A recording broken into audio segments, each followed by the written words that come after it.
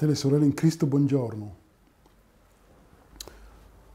Subiamo tante influenze, fratelli e sorelle, e oggi, in questa puntata sempre per quanto riguarda la Trinità, cercheremo di rispondere a una domanda che ci è pervenuta, che ci è arrivata, per quanto riguarda la storia della Chiesa Adventista, per quanto riguarda la dottrina della Trinità. Abbiamo dei fratelli e sorelle in Cristo che si sono allontanati perché hanno detto allora dobbiamo ritornare alla dottrina dei pionieri, perché Andrews pensava questo, James White pensava questo, Joseph Bates pensava questo e la sorella White diceva questo. Allora tutto questo, tutta questa confusione, e in mezzo a tutta questa confusione ci sono anche quelli che non sanno più dove mettere la testa. Ma cosa ti dice la storia, cosa ti dice la Bibbia? È importante anche andare a indagare per poter capire cosa pensavano i nostri pionieri, perché se non sappiamo cosa è la nostra storia, qual è la nostra storia, fratelli e sorelle, commetteremo gli stessi errori. Però Paolo ci dice in 1 Corinzi 10, versetto 13, no, 1 Corinzi 10, versetto 1 a 5, 6, lui dice: tutte queste storie sono state scritte per noi in modo che non possiamo commettere gli stessi errori. Quindi queste storie, fratelli e sorelle, dei nostri pionieri sono importanti per noi. La storia di Israele, la storia dei nostri pionieri avventisti, di questo movimento per poter per evitare di fare gli stessi errori. Cosa pensavano i nostri pionieri, fratelli e sorelle? Subiamo tante influenze, come potremo vedere allo schermo. Subiamo tante influenze, fratelli e sorelle. Ci sono quelli che sono influenzati dalla disponibilità di internet. Sono quelli che vanno su internet e cercano di avere informazioni per poter soddisfare la loro curiosità. Perché in mezzo a noi, fratelli e sorelle, questi argomenti non sono raramente trattati. E capisco i miei fratelli che non sanno dove mettere la testa, perché già c'è una cosa, lo spirito del maligno, Satana, ci lavora molto, perché lui non ha sabato. Lui ci lavora molto per fare in modo che noi diventiamo ciechi. Una prima cosa, rigettando e calpestando lo spirito di profezia. E questa è la caratteristica dell'Odicea, una delle caratteristiche dell'Odicea è che è cieca. Perché è cieca? Perché ha rigettato lo spirito di profezia. Come è scritto in 1 Samuele 9, versetto 9, lo spirito, il veggente, il profeta era chiamato veggente. Però questo non è il nostro argomento. Però questo argomento, lo spirito di profezia, ci aiuterà molto a capire la nostra storia in questo studio. Quindi ci sono quelli che vanno su internet perché in chiesa non c'è più il cibo solido. Si parla delle cose molto futili perché ci sono tante persone che sono diventati avventisti o avventisti evangelici, avventisti carismatici, avventisti cattolici, avventisti ecumenici. E in tutto questo c'è un mescolio, una grande confusione. E vanno su internet per poter trovare la risposta. Internet, dobbiamo essere molto attenti perché dobbiamo, dopo aver visto su internet, indagare anche noi stessi per poter provare lo spirito che c'è dietro. Quindi, come dicevamo, fratelli e sorelle, c'è la disponibilità di internet che dà delle false informazioni. Ci sono numerosi altri gruppi avventisti che sono emersi dal movimento millerita, continuano a essere antitrinitari. E vedremo le affermazioni di William Miller per quanto riguarda il suo punto di vista sulla Trinità. Ci sono quelli che si sono separati e continuano a seguire il movimento detto millerita, dicendo questa è la nostra fede perché era quella dei nostri pionieri.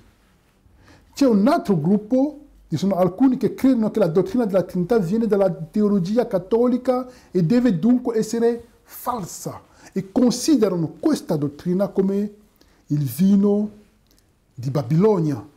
Quindi tutto quello che si parla, quando si parla di Trinità, allora loro dicono che questo corrisponde al vino di Babilonia, perché loro si concentrano solo sul concilio di Nice e dicono da lì è partito il decreto, è partito la propaganda per poter promulgare quel messaggio.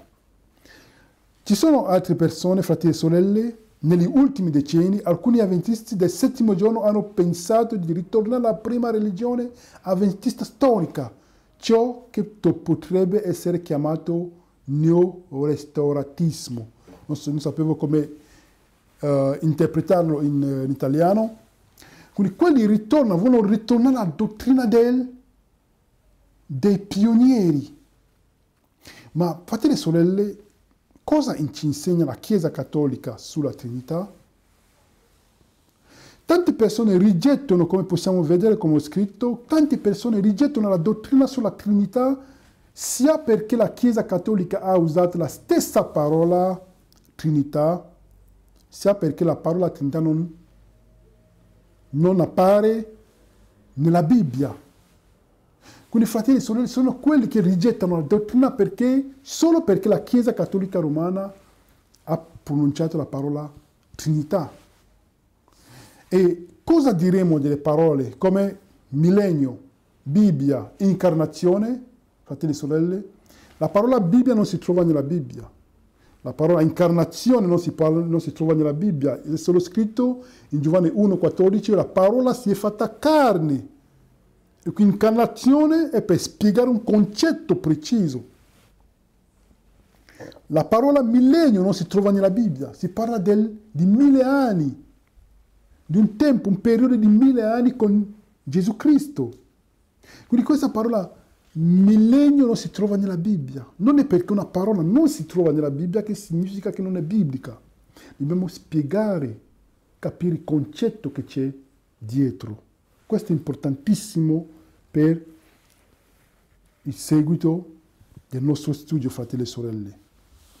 Quindi, fratelli e sorelle, cosa ci insegna la Chiesa Cattolica Romana? Il padre, come è scritto nella fede cattolica, un manuale religioso di Louis Lavoie Marot, pastore di Krishnagar, lui scrive: il padre genera il figlio e il figlio viene dal padre. Il padre e il figlio respirano lo Spirito Santo e lui, lo Spirito Santo, viene da loro, dalla stessa fonte. Vediamo, fratelli e sorelle, questo, non crediamo in questo, che il padre genera il figlio e il figlio viene dal padre. Abbiamo capito, abbiamo visto lo studio, abbiamo capito lo studio, abbiamo visto lo studio che abbiamo fatto su la prima genitura. Quando si parla di Gesù Cristo come primogenito, non si parla di prima creatura. Però loro dicono Gesù, il padre genera il figlio e il figlio viene dal padre. Quindi il figlio viene dal padre. Però per capire bene questo concetto vi invito a seguire lo studio su Gesù, primogenito o primo creato. L'abbiamo fatto. E il padre e il figlio respirano lo Spirito Santo. E lui lo stesso, lo Spirito Santo viene da loro, dalla stessa fonte. Questo è un pensiero cattolico. Questo è un altro pensiero, come possiamo vedere allo schermo. Il padre continua a copulare con se stesso e porta il figlio. Questo è quello che credono loro. e dal loro amore proviene lo Spirito Santo, il figlio non è uguale al padre. Possiamo vedere questo, fratelli e sorelle, come è scritto nell'Enciclopedia Cattolica, edizione 1914, articolo La Santissima Trinità. Quindi questo è quello che pensano loro, fratelli. Ma noi crediamo in questo? No, la Bibbia non ci insegna questo, fratelli e sorelle. Vediamo che loro dicono anche il figlio è stato creato. E questo è scritto, lo pensa Clemente di Alessandria. Questo lo potete vedere i riferimenti giù, scritto in bianco. Quindi questo è quello che pensano loro, ma non è quello in cui crediamo, fratelli e sorelle. Loro credono che lo Spirito Santo è solo il respiro di Gesù Cristo, riferendosi alla luce di Giovanni 20, versetto 22, quando Gesù appare agli apostoli infondendo e conferendo loro lo Spirito Santo. Loro considerano che lo Spirito Santo è il respiro di Gesù Cristo. È scritto anche qua nell'Enciclopedia Cattolica 1914, articolo Lo Spirito Santo, intitolato Spirito Santo, è scritto: tutto buono cattolico deve accettare il fatto che lo Spirito Santo proviene dal Padre e dal Figlio e non ha alcuna esistenza propria. Questo è quello che credono loro, fratelli e sorelle. Loro credono che lo Spirito Santo è il respiro di Gesù Cristo. Ma è in questo che noi crediamo, fratelli e sorelle? No, non è in questo che crediamo. È scritto anche qua, lo Spirito Santo è solo il respiro di Cristo, come l'abbiamo detto. E come abbiamo detto, tutto buono cattolico deve accettare il fatto che lo Spirito Santo proviene dal Padre e dal Figlio e non ha alcuna esistenza propria. Fratelli e sorelle, questo non è quello in cui crediamo. Non è quello in cui crediamo. Quindi abbiamo visto che la parola Trinità non è nella Bibbia Trinità, ma spiega un concetto preciso. La parola millennio non si trova nella Bibbia, ma spiega un concetto preciso. La parola Bibbia stessa non si trova nella Bibbia, spiega un concetto preciso. La parola incarnazione non si trova nella Bibbia, ma spiega un concetto biblico. E questo, fratelli e sorelle, perché ci sono fratelli che diranno: fammi vedere nella Bibbia dove è scritto Trinità. No, ma spiega un concetto chiaro. Quindi Dio ci chiama a riflettere, perché Dio dice in Isaia 1,18: venite e ragioniamo. Dio ci ha dato un'intelligenza per ragionare, non per fare copia e incolla. Dove è scritto Trinità? E poi ci credo? No, è un concetto, e per poter spiegare un concetto, stabilire un fatto, ci vogliono almeno 2 o 3 testimoni, come scritto in Deuteronomio 19, versetto 15, in Numeri 35, versetto 30, in Matteo 18, versetto 15. Ci vogliono almeno 2 o 3 testimoni e la Bibbia si spiega da sé. E questo, fratelli e sorelle. Quindi esistono 3 periodici di sviluppo nella Chiesa cattolica, nella Chiesa Adventista, fratelli e sorelle, per quanto riguarda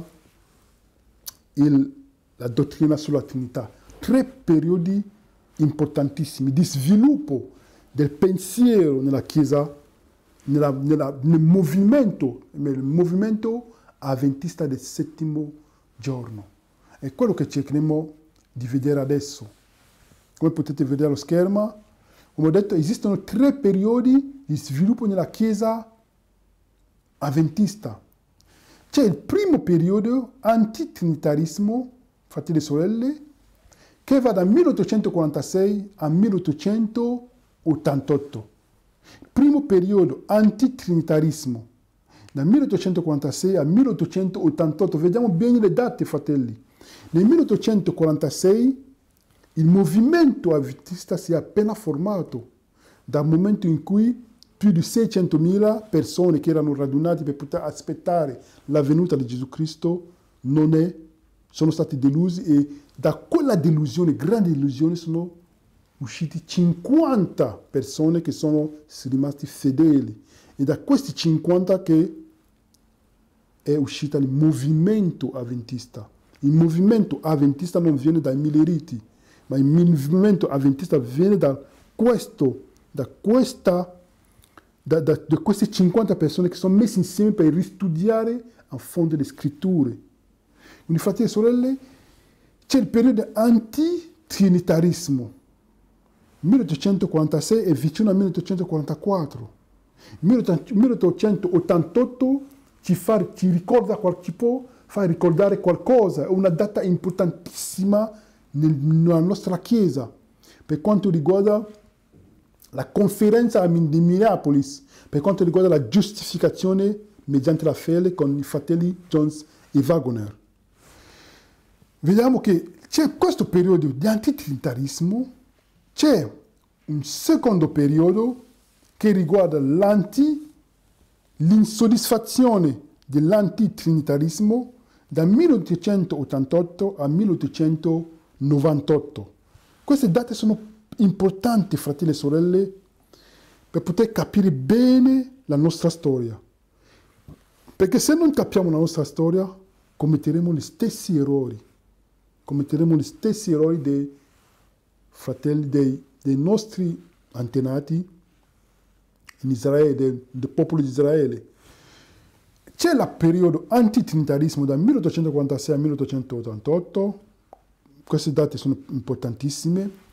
Poi l'insoddisfazione riguarda l'antitrinitarismo dal 1888 al 1898. Al 1898 c'è qualcosa che si produce. C'è lo spirito di profezia della persona, la Ellen G. White, scriverà il libro Gesù Cristo, e sarà una data importantissima per poter ricordare, per poter stabilire tutti i pensieri che erano diffusi, tutti i pensieri che erano sparsi per creare confusione. Poi ci arriveremo. E c'è il periodo di cambiamento del paradigma dopo il 1898, dal 1898 al 1915, quando decederà la sorella Ellen G. White. Quindi c'è cambiamento del paradigma. Perché c'è stato questo cambiamento? Ci arriveremo, fratelli e sorelle. Vediamo bene che ci sarà un'evoluzione nel pensiero, con le date precise. È importantissimo per capire bene e non dire solo dobbiamo ritornare alla fede, dei pionieri. Perché qualcuno può dire ritorniamo alla fede dei pionieri e ritornare alla fede dell'antitrinitarismo dal 1846 al 1888, perché sono fratelli che ci faranno vedere citazioni di James White che ha detto una cosa, quando questa citazione non si vede bene, non si verifica quando è stata scritta, perché se è stata scritta nel periodo dell'antitrinitarismo farà sì che noi cadiamo nella trappola e andremo nel periodo in cui loro non credevano nella Trinità, nella triunità. È importantissimo, fratelli. Vediamo bene le date. Ogni volta che qualcuno ci dà una data, dobbiamo verificare in quale periodo si trova questa data. L'antitrinitarismo dal 1846 al 1888, l'insoddisfazione dell'antitrinitarismo dal 1888 al 1898, oppure del post-antitrinitarismo, oppure del cambiamento del paradigma dal 1898 al 1915. Ci dobbiamo sempre porre in queste date per poter dire se l'affermazione è giusta o no. Quindi, fratelli e sorelle, continuiamo nel nostro studio. Quindi abbiamo il periodo d'antitrinitarismo di cui abbiamo parlato dal 1846 al 1888.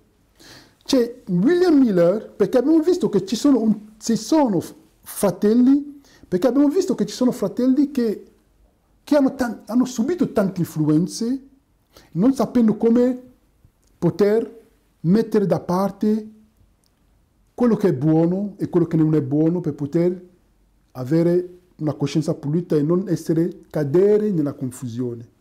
Quindi vediamo bene, ci sono fratelli che sono usciti dalla Chiesa perché dicendo allora noi seguiamo la fede dei pionieri e si sono agganciati a quelli della fede di Miller. E vediamo bene cosa ci pensava Miller per quanto riguarda la Trinità. Quindi William Miller e Joshua Himes.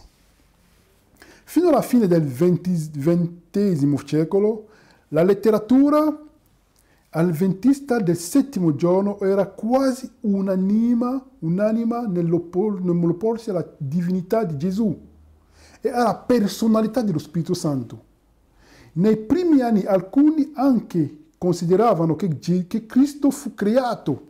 Vediamo bene, fratelli e sorelle, che anche i nostri pionieri a un certo momento pensavano che Gesù fu creato. È molto importante capire che i pareri avventisti non erano omogenei. La tensione teologica all'interno dell'avventismo è iniziata durante il movimento dei Milleriti e è illustrata dai due leader. Chi erano questi due leader? William Miller e Joshua V. Himes. Avete qua scritto in bianco, in basso, avete la riferenza. Quindi vediamo che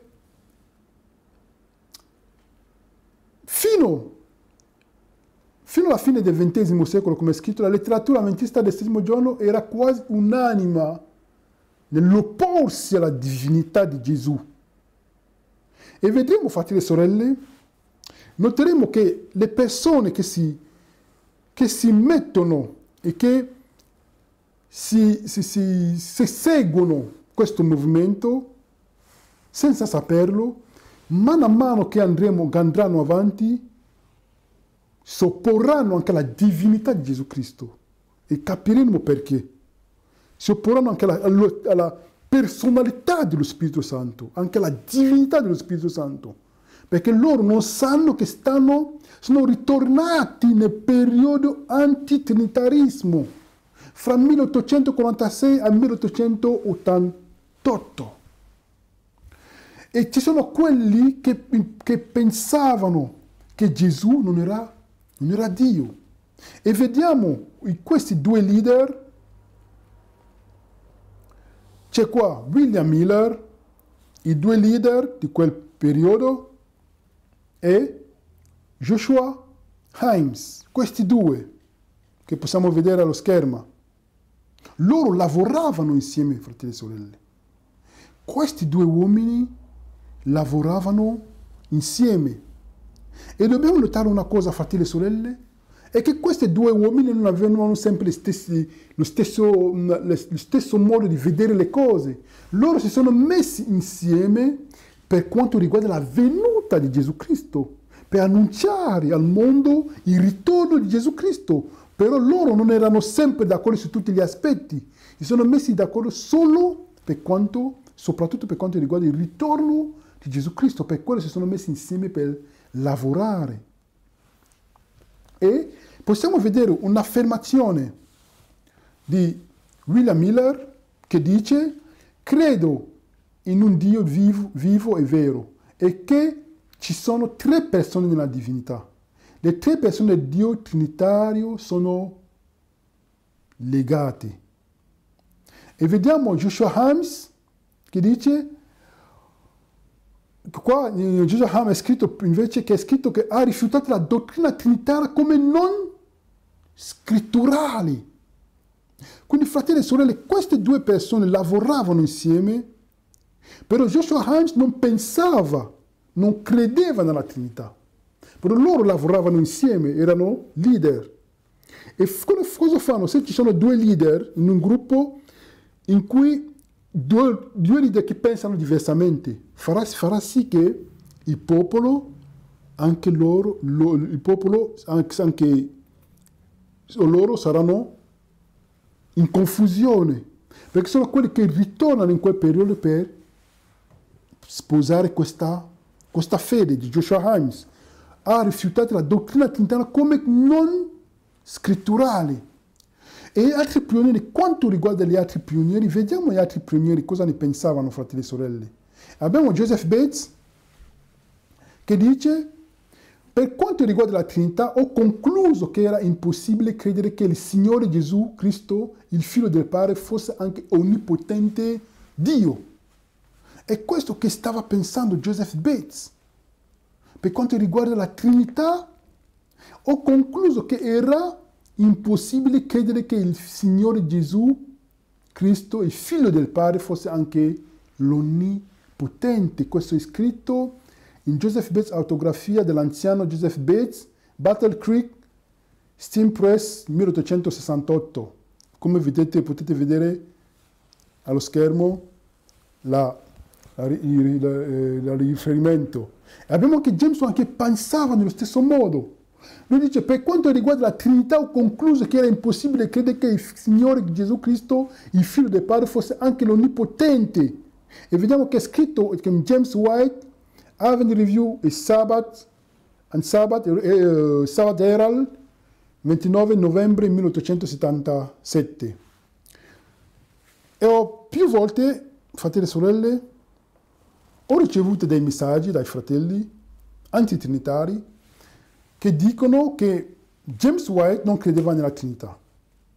Però loro non si ricordano che James White anche nel suo pensiero è evoluto nel modo di pensare, perché qua vediamo che tutto sarà cambiato dopo il 1898, fratelli e sorelle, e capiremo perché. Già dal 1888 le cose iniziavano già a cambiare, poi nel 1898 le cose sono cambiate drasticamente. James White, non possiamo prendere i suoi scritti prima del 1898 e dire che questo era il suo pensiero, perché ricordiamoci, fratelli e sorelle, che dobbiamo porre la domanda: cosa ne pensava lo spirito di profezia? Perché sono quelli che diranno: sì, lo spirito di profezia si può sbagliare, sì, lo spirito del profeta si può sbagliare, però faremo uno studio su quello. Il profeta si può sbagliare, però prima della sua morte il profeta prima di morire, il profeta corregge quello che aveva detto dal suo vivente prima di morire. Dobbiamo essere chiari, fratelli, il profeta non muore lasciando le cose come la gente nel fango. Dio non permette questo. Nello stesso modo in cui il profeta Nathan, se vi ricordate, quando lui ha detto a Davide che sarebbe stato lui a costruire il Tempio di Dio, il santuario, poi prima di morire ha detto: no, sarà tuo figlio. Quindi, fratelli e sorelle, dobbiamo stare molto attenti. Il profeta si può sbagliare, però il profeta corregge quello che ha detto prima di morire. E deve essere chiaro, chiarissimo. Quindi, era solo una parentesi. James White, lui pensava che la Trinità non era impossibile credere che il Signore Gesù Cristo, il Figlio di Dio, fosse onnipotente, l'onnipotente Dio. Però lo stesso James White credeva che si poteva mangiare la carne di maiali. Dobbiamo anche ricordare questo. Quindi se diciamo che prendiamo solo le scritture dei nostri pionieri, perché non andiamo a prendere le scritture in cui James White dice di mangiare la carne di maiale? Siamo attenti a quello che facciamo e siamo aperti, dobbiamo essere aperti a riflettere per non cadere nella confusione, non essere fanatici, perché ci sono fratelli che prima di essere antitrinitari non erano fanatici, non erano così, non avevano un zelo, non erano zelanti, però dal momento in cui sono diventati antitrinitari sono diventati più zelanti e fanatici, mancando di misericordia. Per dire cosa, fratelli e sorelle, James White aveva detto di mangiare i maiali, però qua lui crede anche che la Trinità, che Dio, Gesù non poteva essere un Dio onnipotente. E possiamo vedere in questa slide, lui dice l'inesplicabile Trinità che rende la divinità 3 in uno e uno in 3 è piuttosto male, ma l'ultra-unitarianismo che rende Cristo inferiore al Padre è peggio. Questo è il pensiero dei nostri pionieri.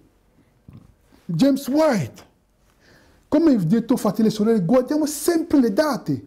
Vediamo qua, è 1877. Come è scritto giù. Notiamo bene le date, fratelli e sorelle. E vediamo un'altra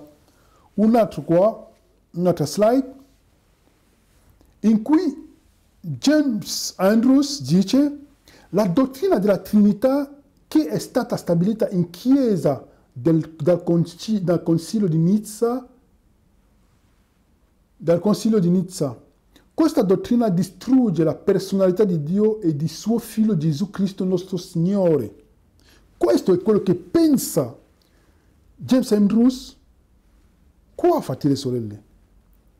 Nel 1855, come abbiamo detto, guardiamo sempre le date. E noi, fratelli, ci sono fratelli che prendono questo argomento per dire i nostri pionieri credevano in questo. No, stiamo attenti, fratelli, stiamo attenti e guardiamo bene a cosa ha detto lo spirito di profezia nella luce delle scritture. Perché loro non erano spirito di profezia, anche se erano i nostri pionieri. C'è lo spirito di profezia che guidava, perché senza lo spirito di profezia il popolo diventa cieco, come la chiesa dell'Odicea. È cieca perché ha rigettato lo spirito di profezia. Dobbiamo essere chiari, non dobbiamo dire cose come se la chiesa dell'Odicea ha rigettato lo spirito di profezia, ha rigettato la riforma alimentare, ha rigettato la riforma vestimentale, ha rigettato tutto. Ma per quanto riguardano le cose semplici, allora cerchiamo di prendere i suoi scritti per appoggiare il nostro pensiero. O tutto o niente. Come ho detto, fratelli e sorelle, dobbiamo essere molto attenti alle date. Questo era quello che pensava James Andrews. John Andrews pensava questo. Non possiamo prendere questa affermazione per sostenere il nostro punto di vista, fratelli e sorelle. Lui dice la dottrina della Trinità che è stata stabilita in Chiesa dal Concilio di Nizza. È stata stabilita dal Concilio di Nizza, sì. Però anche prima del Concilio di Nizza, fratelli e sorelle, se non lo sapete, si parlava già della Trinità. Avremo il tempo di approfondire questo argomento. Questa dottrina distrugge la personalità di Dio e il suo Figlio Gesù Cristo nostro Signore. Questo è quello che pensava. E ci sono diversi motivi per il rigetto di quella Trinità. Abbiamo diversi motivi. All'introduzione abbiamo visto l'influenza dell'internet, abbiamo visto l'influenza di quelli che vogliono ritornare alla fede dei nostri pionieri, dei Milleriti, John Himes.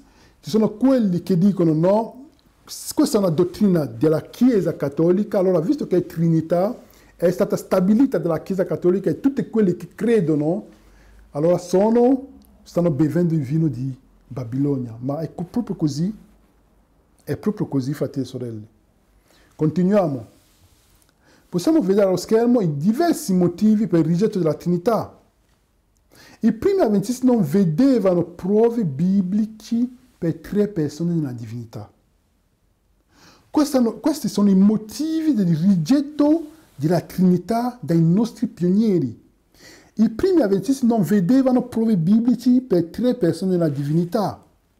In secondo, pensavano che la Trinità rendesse identico il Padre e il Figlio, quindi quello che si chiama il modalismo. Ma cos'è il modalismo, fratelli e sorelle? Il modalismo è una cosa che è una dottrina che spiega cosa? È una dottrina apparsa nel III secolo d.C.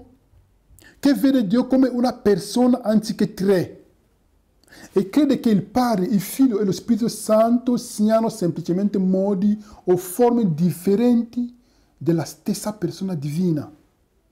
Secondo il modalismo, Dio può passare da una manifestazione all'altra. Questo è il modalismo, fratelli. Loro credevano nel modalismo. Pensavano che la Trinità rendesse identico il Padre e il Figlio, perché sono quelli che pensano che Dio nell'Antico Testamento è Dio, a un certo momento diventa nel Nuovo Testamento, è sempre Lui che diventa Figlio, e a un certo momento, quando Gesù va in cielo e manda il Consolatore, è sempre Lui che arriva, che è Dio, è sempre Dio Padre che è lo Spirito Santo. No. Abbiamo visto nelle altre puntate, infatti, abbiamo parlato della triunità. Cosa significa triunità? Come mai sono tre in uno? Come mai l'uomo lascia suo padre e sua madre, diventa una sola carne con sua moglie? Abbiamo spiegato. Quindi per quelli che non hanno seguito quello studio, vi invitiamo a guardarlo, a seguire quello studio su cos'è la Trinità, la definizione della Trinità biblicamente. Come poter spiegare la Trinità rimanendo nel monoteismo, conservando sempre il concetto di monoteismo, non credendo in tre dei. Quindi questo è il modalismo. E loro rigettevano la dottrina della Trinità perché credevano alla falsa idea che la dottrina della Trinità insegnava l'esistenza di tre dei. Non avevano capito, Dio è amore.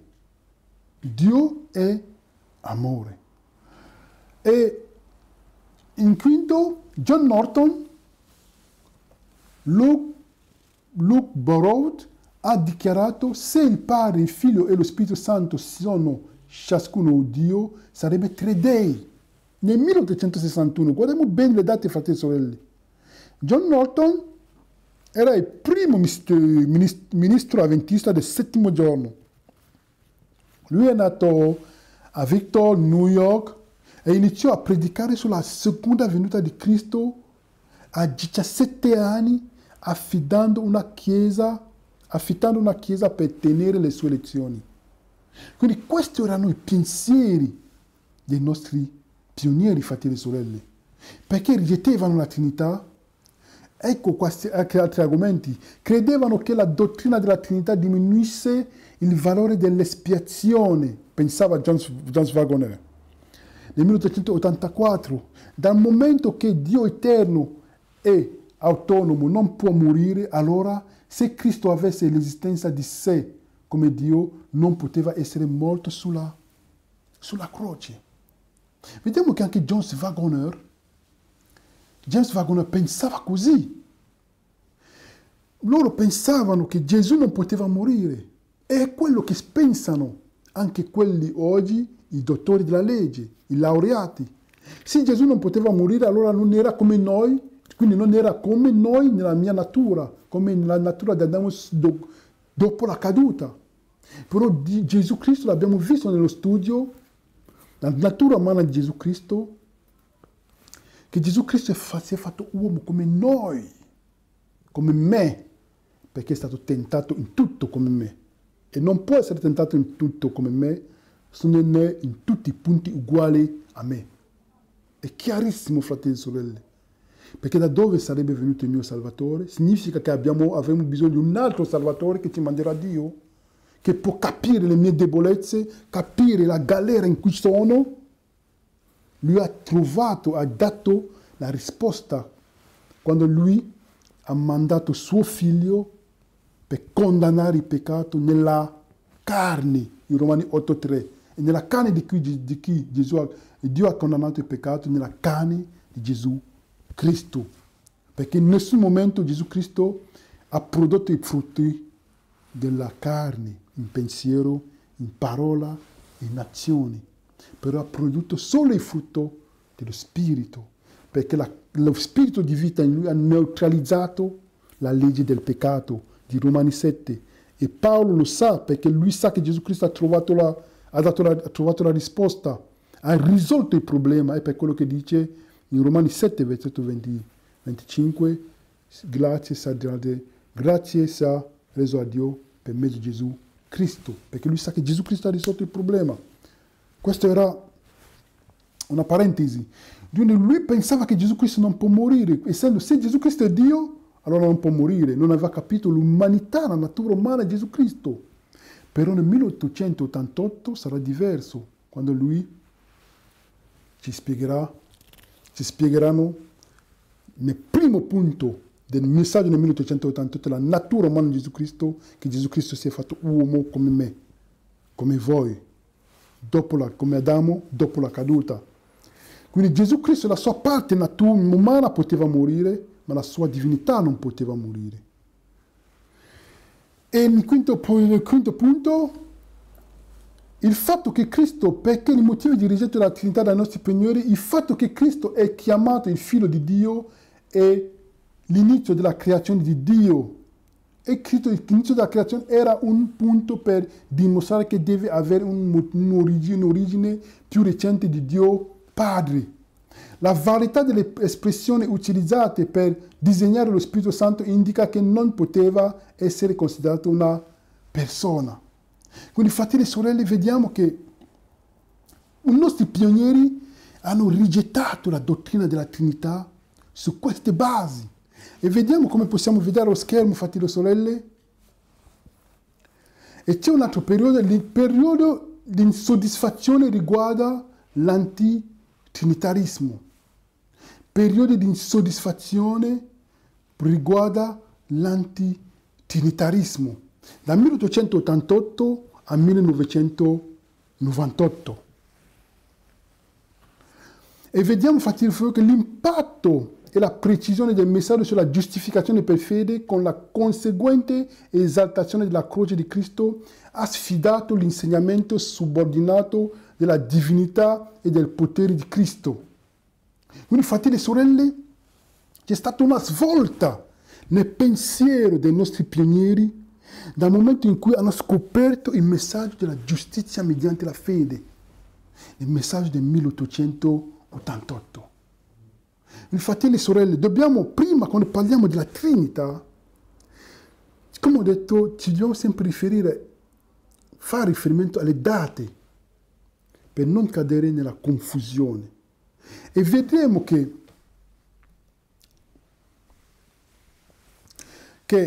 James Waggoner ha scritto nel suo libro Cristo e la sua giustizia, è scritto: sebbene fosse ancora semi-ariano, dal suo punto di vista nel 1890, Waggoner insistette sulla necessità di presentare la giusta posizione di uguaglianza di Cristo con il Padre, affinché possa essere meglio apprezzare il suo potere di riscatto. Egli possiede l'immortalità in sé.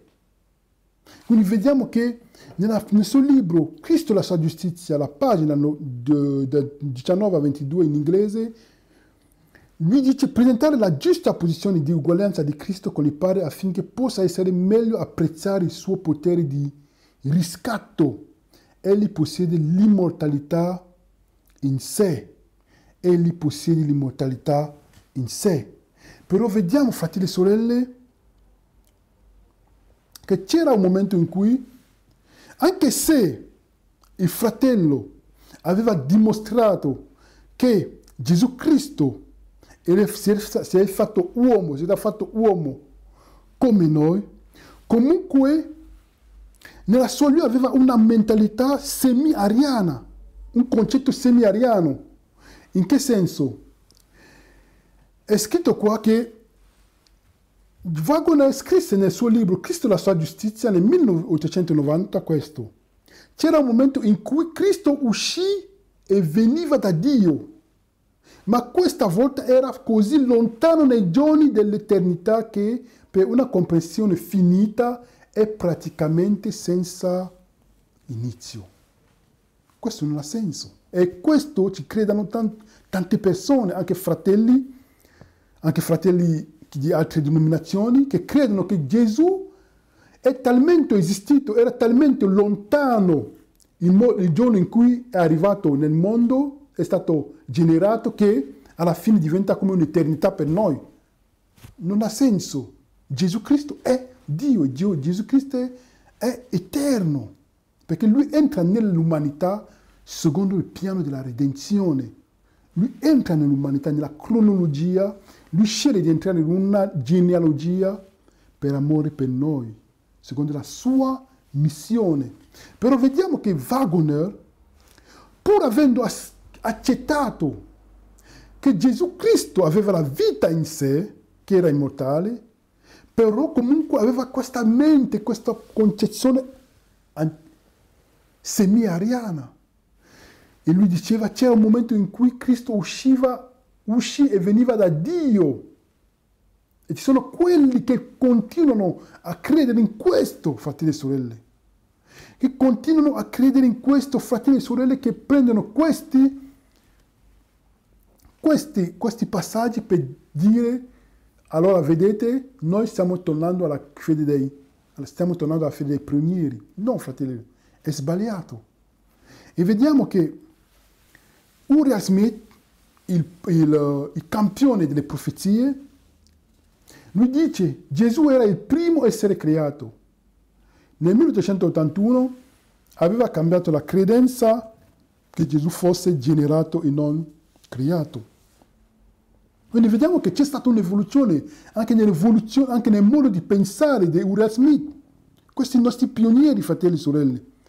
Che vediamo che c'è una differenza fra il prima del 1881 e dopo il 1881. Che lui dice Cristo è stato generato e non creato. E i nostri fratelli adesso stanno recitando questi versetti, dimenticando questi passaggi, dimenticando queste dichiarazioni, dimenticando che anche loro hanno avuto un'evoluzione nel loro modo di pensare. E abbiamo A.T. Jones, in cui è scritto, il periodo dopo la conferenza generale di Minneapolis del 1888 ha evidenziato una nuova enfasi su Gesù e sul piano della salvezza. Ciò ha portato a una considerazione della sua divinità e ciò che significava per la redenzione dell'umanità. A.T. Jones era tra i primi, ad eccezione di Ellen White, per suggerire che Cristo era eternamente preesistente. Jones ha sottolineato Colossesi 2,9 e l'idea che in Cristo era la pienezza della divinità corporea. Egli l'ha anche descritto come la parola eterna, anche se evitava la parola Trinità. Nel 1899 scrisse: Dio è uno, Gesù Cristo è uno, lo Spirito Santo è uno e questi tre sono uno. Non c'è divisione fra loro. Vediamo, fratelli e sorelle, che c'è stata un'evoluzione. Anche A.T. Jones a un certo momento ha detto: lo Spirito Santo è uno, Gesù Cristo è uno, Dio è uno. Potete vedere qua le referenze e cercare, fratelli e sorelle, per vedere se è vero o no. Vediamo che c'è stata un'evoluzione nel loro pensiero, fratelli. E la cosa, fratelli e sorelle, che metterà proprio un accento particolare su questa dottrina, fratelli e sorelle, è la scrittura. L'uscita del libro dello spirito di profezia nella persona di Ellen G. White, La speranza dell'uomo. Con il libro La speranza dell'uomo, fratelli e sorelle, tutto è diventato chiaro anche per i nostri pionieri. Abbiamo visto James White, abbiamo visto John Andrew, abbiamo visto Uriah Smith, abbiamo visto Joseph Bates. Tutte queste persone che credevano non nella Trinità, ognuno pensava a modo suo. Abbiamo visto Himes, abbiamo visto Miller, che loro credevano nel modo. Però con l'uscita del libro, fratelli e sorelle, della speranza dell'uomo, i nostri pionieri cambiano paradigma, cambiano pensiero, quindi c'è un cambio di paradigma. Quindi significa, fratelli e sorelle, che questo è il periodo di luce piena.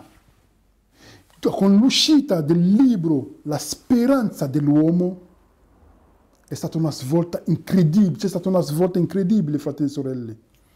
Possiamo vedere, leggere, nel 1898 al 1895, la transizione, la pubblicazione del libro di Ellen White, La speranza dell'uomo, nel 1898 ha aperto la via per un cambiamento nella concezione avventista della divinità e nella dottrina della Trinità.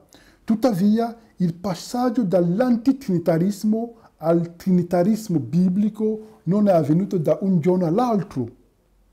Nella speranza dell'uomo, pagina 9, le prime fasi dai giorni dell'eternità, il Signore Gesù Cristo era uno con il Padre. La prima pagina 9.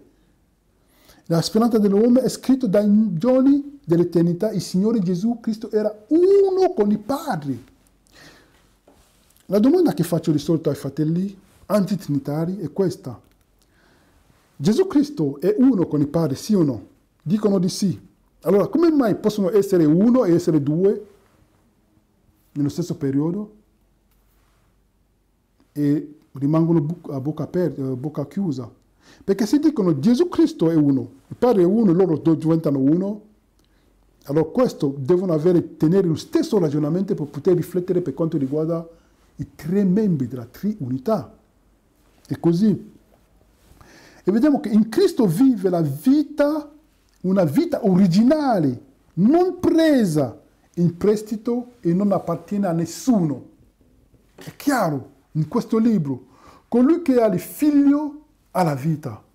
La divinità di Cristo dà al credente la garanzia della vita eterna. Fratelli e sorelle, la divinità di Gesù Cristo, come abbiamo detto nello studio sullo santuario della divinità di Gesù Cristo, la divinità di Gesù Cristo è importantissimo per noi, tutto per noi, come la sua umanità. Perché se Gesù Cristo non è divino, e Cristo in noi è la speranza della gloria. Se Gesù Cristo in noi non è divino, non può vincere il peccato, perché noi non siamo in grado di vincere il peccato. Però con l'aiuto di Gesù Cristo in noi, che possiamo vincere. Però se Gesù Cristo in noi non è Dio, significa che peccheremo fino a quando Gesù torna. Significa che noi non abbiamo la vittoria sul peccato. Significa che non abbiamo speranza. Gesù Cristo in noi è Dio. Quindi, fratelli e sorelle, vediamo che con l'uscita del libro La speranza dell'uomo c'è stata una svolta immensa, immensa e importantissima per poter capire la Trinità o la triunità. E c'è stato uno sviluppo nelle scritte dello spirito di profezia, fratelli e sorelle. C'è stato uno sviluppo, vediamo insieme, fratelli, vediamo insieme, in qualche minuto, vediamo insieme che c'è stato uno sviluppo nel pensiero dello spirito di profezia. Uno sviluppo. Come ho detto, fratelli e sorelle, lo spirito di profezia si può sbagliare, però ogni volta si cita questo dai pulpiti per prendere in giro lo spirito di profezia. E questo fa male. Vedere che i figli di Dio ha dato un regalo così importante ai suoi figli e dall'alto dei pulpiti la prendono in giro il profeta. Ma cosa possiamo fare? Intercedere per loro. Ma fratelli e sorelle, se seminiamo un seme di arancia, non raccoglieremo non raccoglieremo delle mandarine. È chiaro, quello che seminiamo è quello che raccogliamo, fratelli e sorelle. Quindi se noi non crediamo nello spirito di profezia, invece lo tacere, invece di portare la gente alla deriva, alla confusione, perché così facciamo solo disastro. Creiamo solo confusione e lavoriamo così facendo lavoriamo per il nemico invece di lavorare per Dio. È meglio tacere. Quindi cosa dice lo spirito di profezia? Lo spirito di profezia si può sbagliare, sì, però lo spirito di profezia prima di morire, lui profeta prima di morire, Il profeta si può sbagliare, però il profeta prima di morire corregge quello che ha detto durante la sua vita. Sempre è biblico. E sempre è biblico. Quindi vedremo che c'è stata un'evoluzione nel pensiero dello spirito di profezia per quanto riguarda la triunità. E questo ricercatore fa un'affermazione importantissima. Questo ricercatore al Dipartimento di Storie a Andrews University dice: i suoi scritti sulla divinità, parlando dello spirito di profezia della Ellen G. White, i suoi scritti sulla divinità mostrano una chiara progressione, non soprattutto di antipro-trinitarismo, ma di un'ambiguità rispetto a una maggiore specificità. Alcune delle sue prime affermazioni sono suscettibili di interpretazioni diverse, ma le sue successive affermazioni da 1898 a 1906 sono esplicite al punto di essere dogmatiche. Fratelli e sorelle, come ho detto, stiamo attenti alle date. Lui dice bene da 1898 a 1906. E il libro La speranza dell'uomo esce intorno al 1898. Come abbiamo detto, il libro della speranza dell'uomo, fratelli e sorelle, il libro della speranza dell'uomo è stato un dono di Dio. E vediamo che questo ricercatore lo dice ancora: il suo cambiamento di punto di vista appare chiaramente una questione di crescita e di progressione piuttosto che di inversione, perché a differenza del marito e degli altri non ha mai attaccato direttamente la Trinità. Vediamo che James White ha attaccato direttamente la Trinità. È per quello che i nostri fratelli adesso prendono i suoi scritti prima del 1898, prima del 1888, per appoggiare il loro punto di vista, quando invece non dovrebbero fare così. Perché, come abbiamo visto, lui dice che il marito ha attaccato direttamente la Trinità. Se prendono, come abbiamo detto prima, perché se prendono gli scritti di James White prima del 1898 per giustificare che dobbiamo non credere nella Trinità biblica, allora perché non prendono anche gli scritti di James White quando lui dice di poter mangiare i maiali? Perché lui pensava così. Perché a differenza del marito e degli altri non ha mai attaccato direttamente la Trinità, in seguito l'ha sostenuto esplicitamente. Il marito ha sostenuto esplicitamente. E possiamo vedere le affermazioni dello spirito di profezia, che nelle prime visioni ci sono affermazioni diverse che vanno crescendo man mano che andiamo nella storia. Quindi nelle prime visioni lei dice: ho visto un trono e su quel trono sono seduti il Padre e il Figlio. Ho ammirato il volto di Gesù e la sua adorabile persona, ma non riuscivo a vedere il Padre perché una nuvola gloriosa lo ricopriva. Ho chiesto a Gesù se il Padre aveva la stessa forma di lui. Ha risposto affermativamente, ma non l'ho visto, perché aggiunse: se una volta avete visto la gloria della sua persona, tu smetteresti di esistere. Nelle prime visioni è scritto: ho visto spesso l'adorabile Gesù e ho notato la sua persona. Gli ho chiesto se il suo padre era anche una persona e se avesse una forma come sua. Ha risposto: io sono l'immagine espressa della sua persona. E vediamo, fratelli e sorelle, che c'è stata un'evoluzione, come abbiamo detto prima. Vediamo la data, come ho detto prima, stiamo attenti alle date. Nel 1858 lei scrive: nei suoi primi 3 capitoli, la caduta di Satana, nei suoi primi 3 capitoli, lei scrive: la caduta di Satana, la caduta dell'uomo e il piano della salvezza, menziona il padre e il figlio discutendo insieme come affrontare Lucifero e la caduta di Adamo ed Eva. Non c'è menzione dello Spirito Santo, ma nel prossimo capitolo, il primo avvento di Cristo si riferisce alle 3 persone della divinità nella narrazione del battesimo di Gesù. Quindi, fratelli e sorelle, ci sono quelli che dicono no, prendono questi scritti e dicono nel Spiritual Gifts, volume 1, lei dice la caduta di Satana, parla della caduta dell'uomo e del piano della salvezza. Visto che lei vede che il padre sta parlando, dialoga con il figlio, infatti il figlio dialoga con il padre, lei non vede il padre, ma chiede al figlio se il padre è uguale a lui. Lui dice che è l'espressione del carattere di Dio, della sua persona. Ma ci sono fratelli che dicono, visto che lei non vede lo Spirito Santo, significa che lo Spirito Santo non c'è, quando è falso.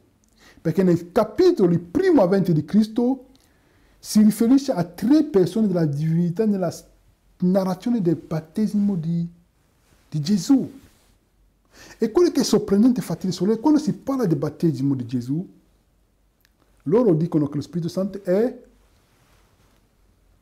non è una persona, però abbiamo visto la personalità dello Spirito Santo, che la personalità si riferisce non a una bocca, agli occhi, ai piedi, a una mano, ma alle caratteristiche di una persona, di pensiero, di sentimenti, di decisione, di volere. Questo, fratelli e sorelle, di volontà.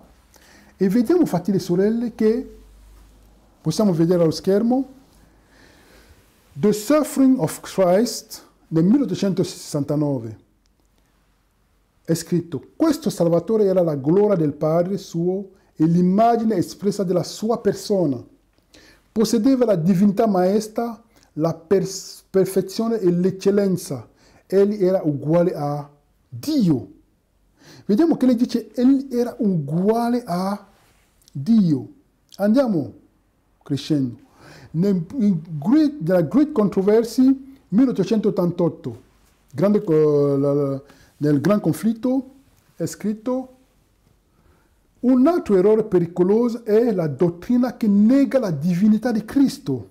E abbiamo visto che ci sono pionieri che negavano la divinità di Gesù Cristo, fratelli e sorelle. E se gli uomini rifiutano la testimonianza delle scritture ispirate sulla divinità di Cristo, è vano discutere con loro. Nessun argomento, persino conclusivo, potrebbe convincerli. Chiunque abbia questo errore non può avere una vera concezione del carattere o della missione di Cristo o del grande disegno di Dio per la redenzione dell'uomo. Ci sono quelli che negano la divinità di Gesù Cristo. Perché si dice questo, fratelli e sorelle? Perché chi nega la divinità di Gesù Cristo, chi nega prima di tutto lo Spirito Santo, la divinità dello Spirito Santo, finirà per negare la divinità di Gesù Cristo. Perché Gesù dice nella sua parola, in Giovanni 14, lui dice: egli testimonierà di me, parlando dello Spirito Santo. Quindi lo Spirito Santo testimonia di Gesù Cristo. Dal momento in cui noi rigettiamo la divinità dello Spirito Santo, rigettiamo lo Spirito Santo, non potremo avere una piena conoscenza di Gesù Cristo, perché è lo Spirito Santo che rivela Gesù Cristo. È una conseguenza nota, è una conseguenza normale. Chi rigetta la divinità di Gesù Cristo rigetterà. Chi rigetta la divinità dello Spirito Santo, e lo Spirito Santo rigetterà per forza la sola divinità di Gesù Cristo e tutto il resto. È quello che dice lo Spirito di profezia in questi versetti. In Special Testimony for Ministers and Workers nel 1897, lei dice: il male era accumulato per secoli e poteva essere controllato e combattuto solo dal potere dello Spirito Santo, terzo persona della divinità, che sarebbe venuto senza restrizione e nella pienezza del potere divino. doveva combattere un altro spirito perché il male nella sua essenza era in ogni modo possibile e la sottomissione dell'uomo a questa schiavitù satanica era incredibile. Che affermazioni, fratelli e sorelle! Quindi il male, Satana è sceso con gran furore per fare guerra al resto della progenie che custodisce i comandamenti di Dio e lo spirito di profezia. Parlando dello spirito di profezia c'è lo Spirito Santo, perché è lo stesso spirito che parla attraverso il profeta. Quindi chi rigetta il male, Satana è sceso con gran furore per fare in modo che possiamo rigettare lo Spirito Santo. E chi rigetta lo Spirito Santo, fratelli e sorelle, sta rigettando il potere dello Spirito Santo, la terza persona della divinità, come lo dice lo spirito di profezia in questi libri. Quanto è importante, fratelli e sorelle, il spirito di profezia e lo Spirito Santo? E nella speranza dell'uomo nel 1898, vediamo bene le date, fratelli e sorelle, guardiamo bene, la resistenza al peccato e la vittoria sarebbe resa possibile solo attraverso la terza persona di divinità, che non sarebbe venuto con meno potenza, ma con la pienezza del potere divino.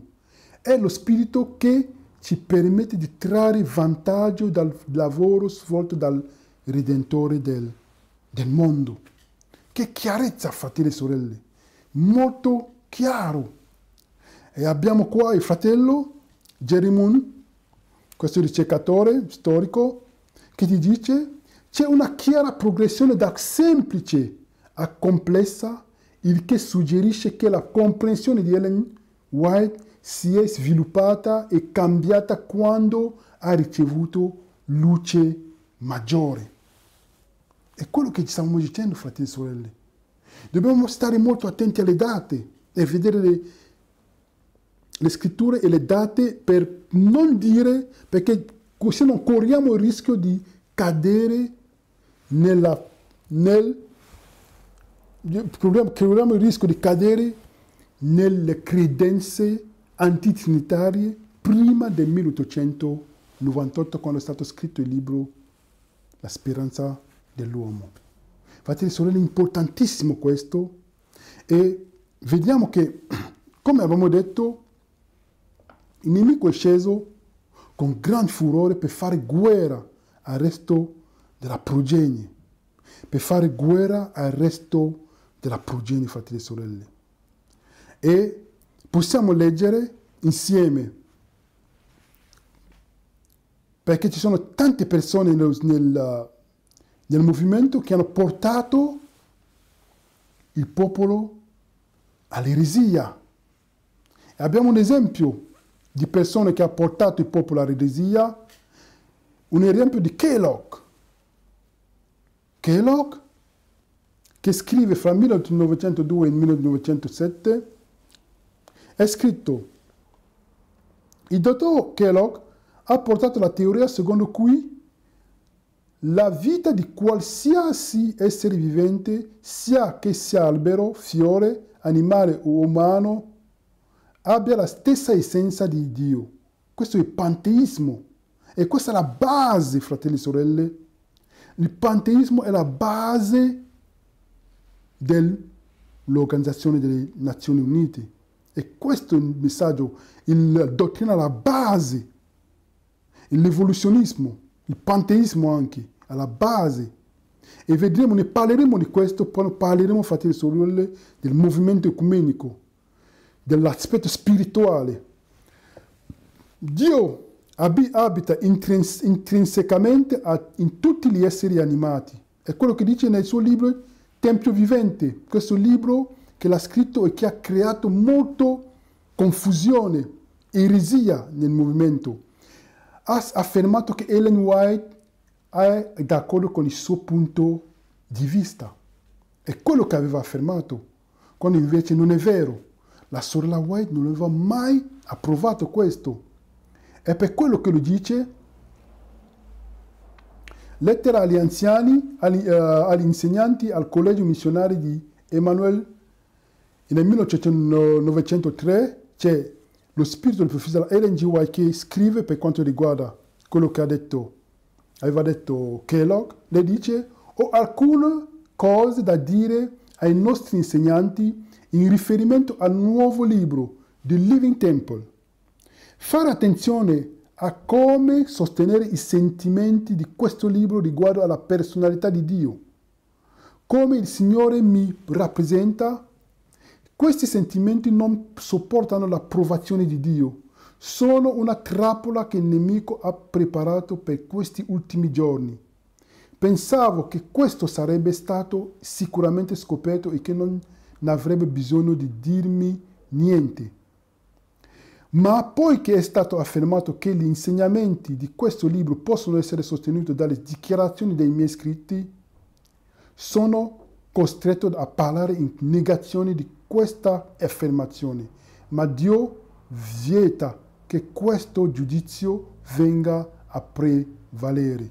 È questo che la White scrive, che questo libro, che era il libro dell'apostasia, era in contraddizione contro i suoi pensieri, perché lui diceva che Dio è in tutto e in tutto, che Dio è spirito, che noi alla fine che noi siamo degli dei. Ricordiamoci l'inganno di Satana a Eva: non morirete affatto, ma sarete come Dio, avendo la conoscenza del bene e del male.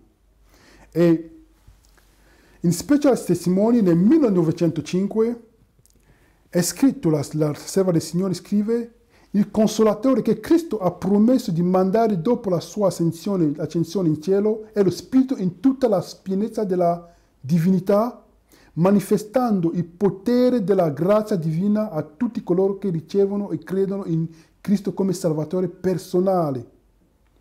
Ci sono 3 persone vive nel trio celeste. Lei dice trio celeste. Nel nome di queste 3 grandi potenze, il Padre, il Figlio e lo Spirito Santo, coloro che ricevono Cristo attraverso la fede viva, sono battezzati, e questi poteri collaboreranno con i soggetti obbedienti del cielo nei loro sforzi per vivere la nuova vita in Cristo. Special Testimonies 1905. Vediamo che il pensiero è progressivo, fratelli e sorelle. Il pensiero è progressivo. E lei dice qua, nel Pacifico Conquistatori, la natura dello Spirito Santo è un mistero. Gli uomini non possono spiegare perché il Signore non le ha rivelato. Alcuni con viste fantasiose possono conciliare passaggi della scrittura e interpretarli in modo umano, ma l'accettazione di queste opinioni non rafforzerà la Chiesa. Per quanto riguarda tali misteri che rimangano troppo profondi per la comprensione umana, il silenzio è dorato. Ma fratelli e sorelle, quando lei dice che il silenzio è dorato, non significa che non dobbiamo indagare le scritture, perché Dio ci ha rivelato le cose nelle sue scritture, ci ha rivelato le cose di cui abbiamo bisogno per la nostra salvezza. Di non farci delle domande che non sono bibliche. È chiaro, non significa che dobbiamo buttare la Bibbia, buttarla via, non leggerla, perché no, non dobbiamo distogliere quello che dice lei. Dobbiamo indagare le scritture, dobbiamo cercare Dio nelle sue scritture, perché Lui si rivelerà a noi, secondo il suo piano, secondo quello che vuole rivelare a noi. Quindi Dio ci ha rivelato tutto quello di cui abbiamo bisogno per il piano, per la nostra salvezza. E abbiamo qua, per concludere, possiamo vedere, fratelli e sorelle, che c'è stata un'evoluzione della visione di Ellen G. White sulla divinità. Vediamo che nel 1850 abbiamo visto Cristo e il Padre sono persone vere e tangibili, primi scritti. Nel 1869 Cristo è uguale a Dio. Nel 1872 Cristo non è stato creato, Rivian Herald. Nel 1878 Cristo è il Figlio eterno. Nel 1887 Cristo preesisteva con il Padre da tutta l'eternità, arriva Nerals, e vediamo che c'è stata un'evoluzione, fratelli e sorelle, potete notare tutte queste affermazioni, c'è stata un'evoluzione, dal 1888 una più ampia comprensione della giustificazione per fede aiuta a una comprensione maggiore della divinità di Cristo. Nel 1897 lo Spirito Santo è la terza persona della divinità, nelle testimonianze speciali, spiritual testimonies. Vediamo che nel 1898 in Cristo vive la vita, una vita originale, non presa in prestito e non appartiene a nessuno. Colui che ha il figlio ha vita. E vediamo questo in Gesù Cristo, nella speranza dell'uomo. Vediamo l'evoluzione nel 1901 e 1905, gli eterni genitali celesti, Dio Gesù e lo Spirito Santo, le tre potenze più alte del cielo. Il Padre, il Figlio e lo Spirito Santo sono di natura, di carattere e di disegni, ma non di persona. Vediamo che c'è stata un'evoluzione con questo, fratelli e sorelle. Vediamo che c'è stata un'evoluzione anche in queste affermazioni. In testimonianze speciali, 1905, lei dice: nella triade celeste esistono tre persone vive. In nome di queste tre grandi potenze, il Padre, il Figlio e lo Spirito Santo, coloro collaborano. Nel manoscritto 1901, Dio Cristo e lo Spirito Santo, genitali celesti e eterni. Vediamo, fratelli e sorelle, nel 1899, vediamo sempre le date che c'è stata un'evoluzione. La personalità dello Spirito Santo, dobbiamo renderci conto che lo Spirito Santo, che è una persona come Dio stesso, è in questi luoghi. Vediamo le referenze che abbiamo scritto, fratelli e sorelle, per il nostro ammaestramento. Quindi, fratelli e sorelle, per concludere, possiamo vedere come è scritto qua, lo Spirito Profezia dice: solo il potere di Dio detenuto dallo Spirito Santo, la terza persona della divinità, può trattenere il potere del male. E sappiamo che il diavolo è sceso con gran furore per fare guerra allo Spirito Santo, fratelli e sorelle, per fare guerra a quelli che custodiscono i comandamenti di Dio e lo Spirito di profezia. È attaccato la terza persona della divinità perché lui sa che l'unico potere nel poter trattenere la sua potenza. Fratelli e sorelle, vi auguro una buona giornata, un buono studio, un buon approfondimento, fratelli e sorelle, in questo argomento importantissimo per la nostra salvezza. E con questo, fratelli, che vi auguro una pioggia dello Spirito Santo in voi, con l'aiuto di Dio, con la grazia, tramite la grazia di Dio, tramite il sangue di Gesù Cristo, il nostro unico Salvatore. Amen.